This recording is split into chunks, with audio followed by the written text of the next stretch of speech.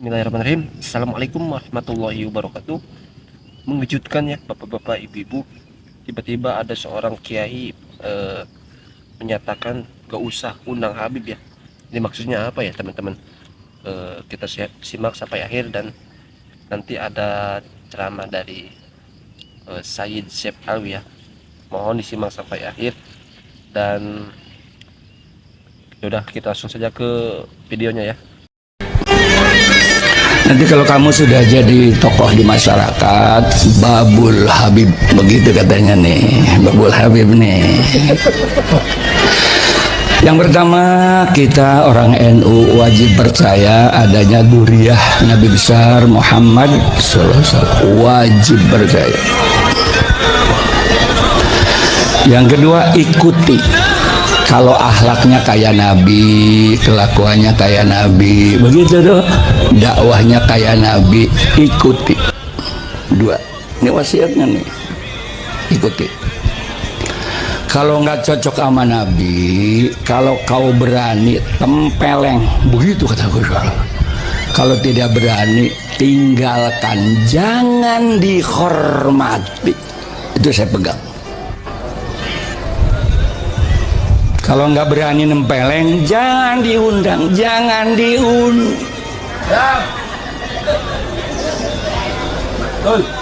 Udah itu patokan kita, betul apa betul? Nah kalau yang benar mah jangankan Nabi, durian Nabi, monyet kalau ngomong judi online hukumnya haram, ikuti itu walaupun monyet. Nah kemudian ayah saya wasiat begini, sini nak. Kiai Imad saya antar, yang mau datang ke RA saya juga siap mengantar. Setuju sampai sini?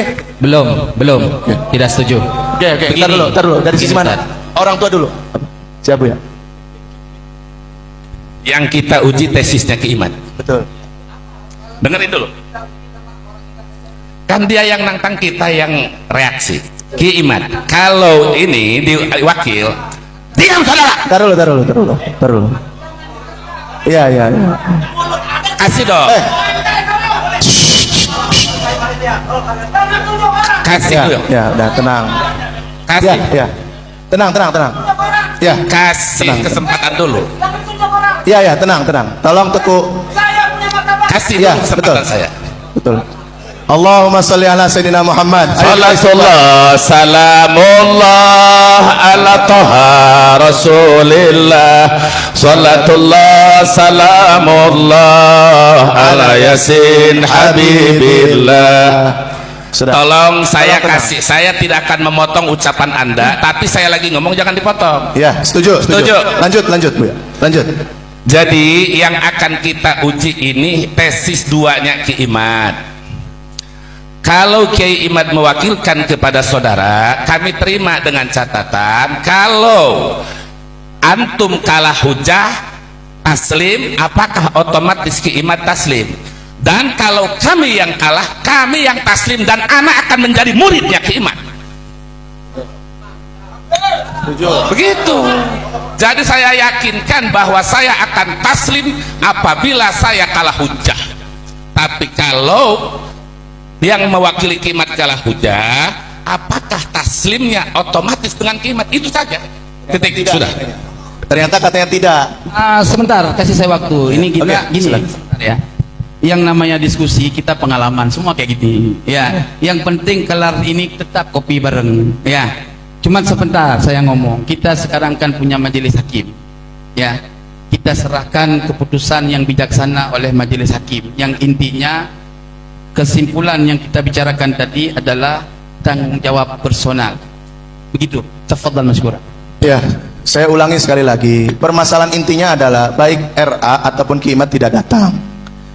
Dari sini menuntut pihak RA. Walaupun dijawab dari sana, dari awal Ki Imad tidak mensyaratkan RA. Itu betul, faktanya memang begitu. Awalnya tidak mensyaratkan RA. Kenapa sekarang jadi mensyaratkan RA? Itu yang paling tahu Kiai Imaduddin sendiri. Dari sana mensyaratkan juga Kiai Imad harus taslim kalau kalah hujah. Sementara mereka tidak bisa membawa Kiai Imad taslim walaupun sebagai wakil resmi, tapi sebagai personal akan taslim. Saya tanya dulu, ini kan sudah terjadi debat sebelum debat, mau dilanjut atau tidak? Siap. Yang kontra, yang pro mau lanjut tidak? Adanya nama Muhammad bin Ahmad bin Isa menunjukkan bahwa Muhammad bin Isa Muhammad ini betul anaknya Ahmad bin Isa. Mana dalilnya? Ada di dalam kitab Sajarah Mubarakah, ada di dalam kitab Tahdhibul Ansab yang mengatakan pada abad kelima bahwa Muhammad punya ayah namanya Ahmad bin Isa. Adanya dalil dalam kitab itu menunjukkan Muhammad itu betul-betul anak daripada Ahmad bin Isa. Lalu ketika Ubaidillah tidak disebutkan oleh kitab itu, Tahdhibul Ansab tidak menyebut, kitab Muntaqilah Thalibiyah tidak menyebut, kitab Al-Majdi tidak menyebut, abad ke-6 Sajarah Mubarakah tidak menyebut, abad ke-7 tidak menyebut, ke-8 tidak menyebut, 9 tidak menyebut bahwa Ubaidillah anak Ahmad bin Isa. Itu menunjukkan apa? Menunjukkan bahwa dia bukan anak Ahmad bin Isa.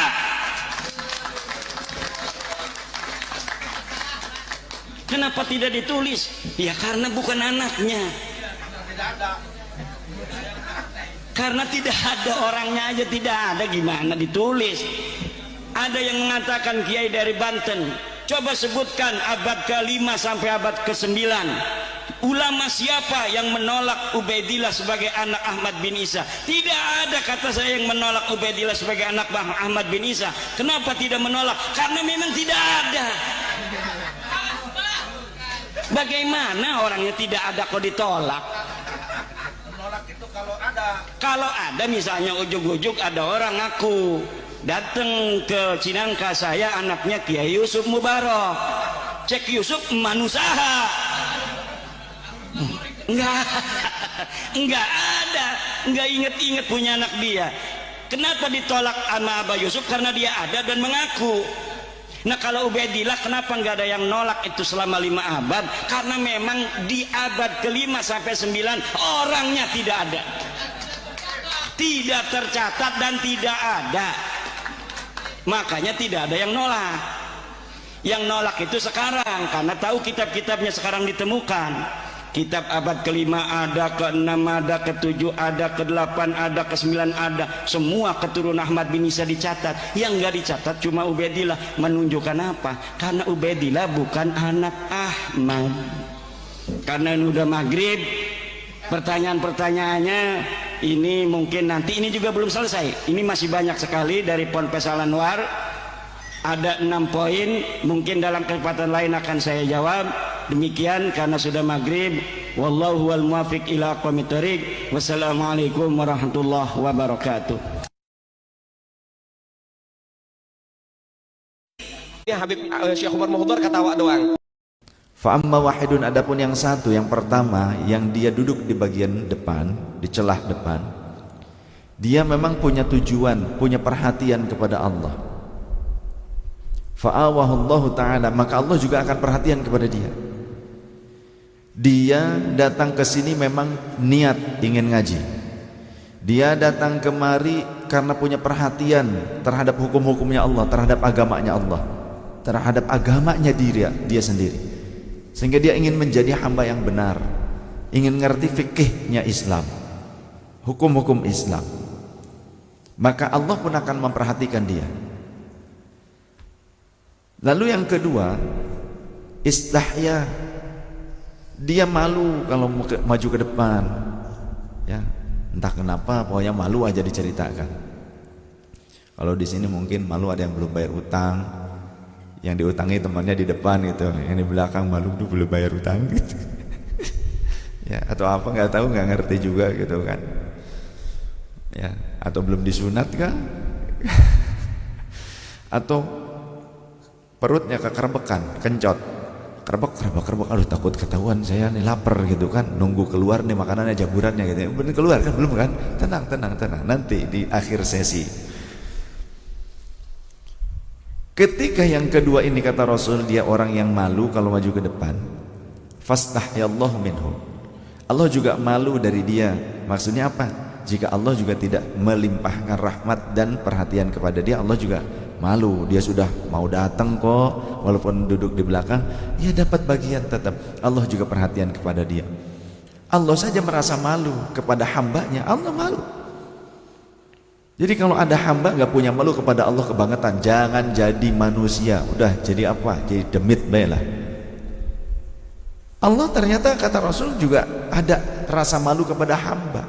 Jadi kalau hamba nggak punya rasa malu kepada Gusti Allah, di mana Allah kalau tidak merahmati hambanya Allah merasa malu. Nah harusnya seorang hamba kalau tidak memenuhi kewajibannya sebagai hamba Allah harusnya malu. Apa salah satunya? Ya thalabul ilmi. Karena kata Rasul, inna hadzal ilma dinun, ilmu ini agama, wassalatu dinun. Baru kemudian menyebut sholat, dan sholat juga agama.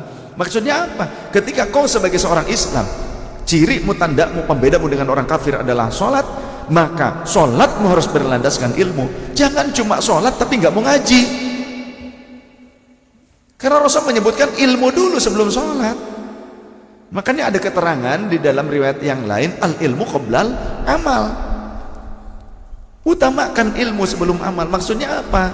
Ya amal kita berjalan, tapi ilmu harus diutamakan.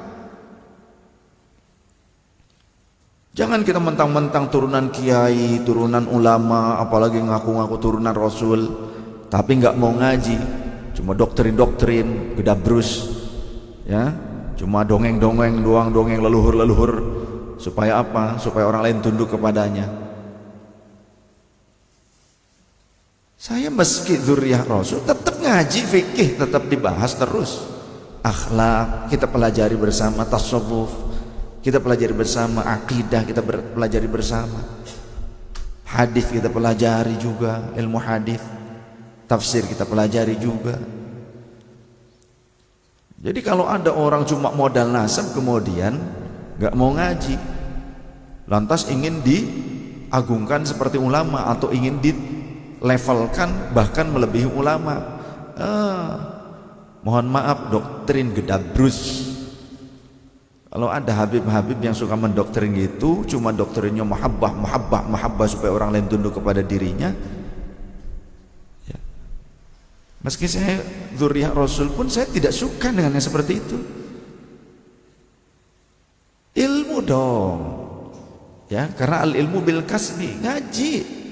Al ilmu bil kasbi la bin nasabi, dalam pepatah Arab. Ilmu itu harus diupayakan, dikasab, diperjuangkan, bukan karena nasab. Gak ada tuh turunan Rasul lahir langsung alim,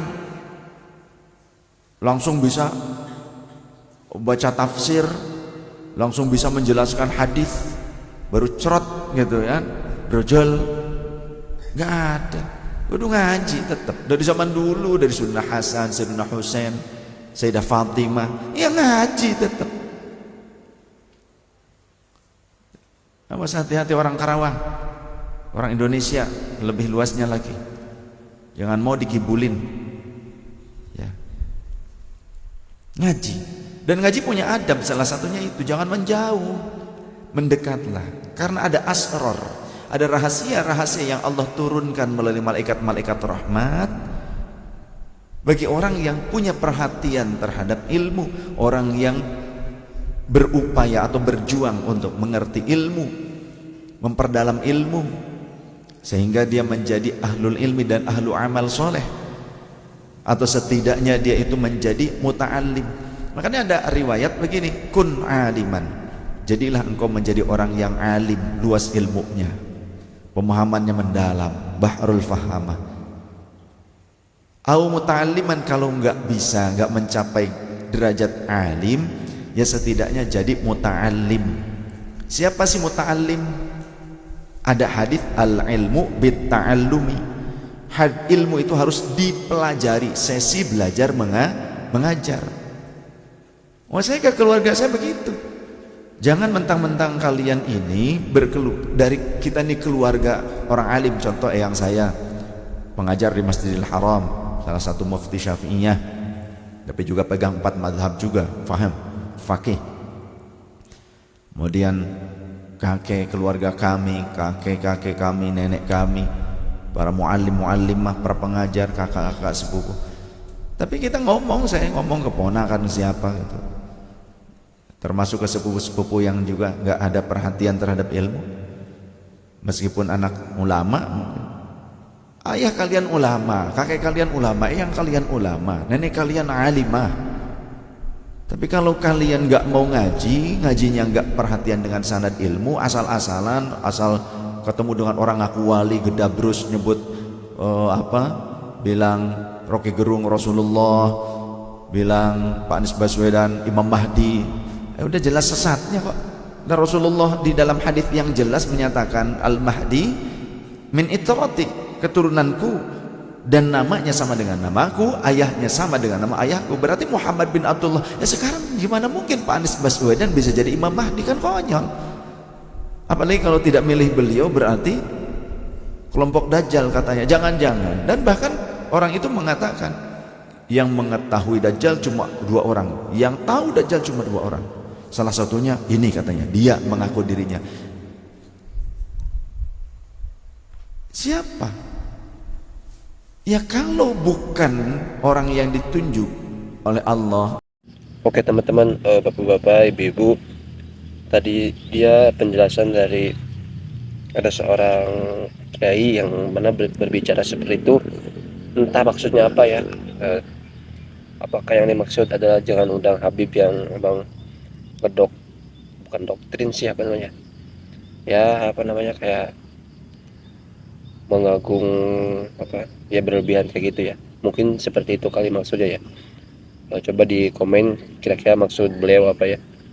Dan tadi ada ceramah dari Said Syekh Alawi yang mana Masya Allah banget ya ilmunya. Kita doakan semua para habaib yang benar sehat selalu, dan para kiai, para ustadz juga sehat selalu, amin ya rabbal alamin. Dan mudah-mudahan bapak-bapak, ibu juga sehat selalu, amin ya rabbal alamin. Terima kasih. Assalamualaikum warahmatullahi wabarakatuh.